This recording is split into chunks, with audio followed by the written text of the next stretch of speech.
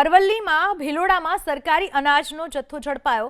અસાલ જીઆઈડીસીમાંથી સરકારી અનાજ ઝડપાયો। શારાફ agro private લિમિટેડમાં એક ટેમ્પોમાંથી ઝડપાયા ઘઉંના કટ્ટા। સરકારી ઘઉંના 96 કટ્ટા પર પંજાબ સરકાર હોવાનું લખાણ।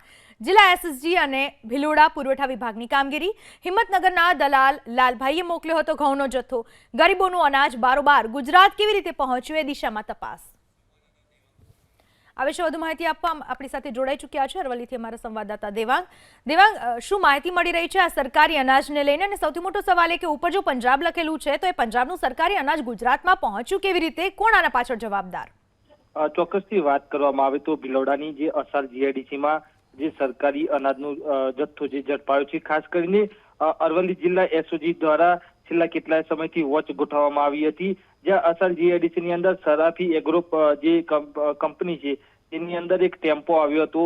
સતત એસઓજી ને બાતમી મળી હતી, ત્યારબાદ ભિલોડા પુરવઠાની ટીમને બોલાવવામાં આવી હતી। ત્યારે આ ટેમ્પોની તલાશ લેતા હાલ જે 96 કટ્ટા મળી આવ્યા છે જે સરકારી અનાજના સામે આવે છે। ખાસ કરીને આ જે સરકારી અનાજના જે કટ્ટાઓ છે, જે કોથળાઓ છે, તેની ઉપર પંજાબ સરકારનું લખાણ લખેલું સામે આવ્યું છે।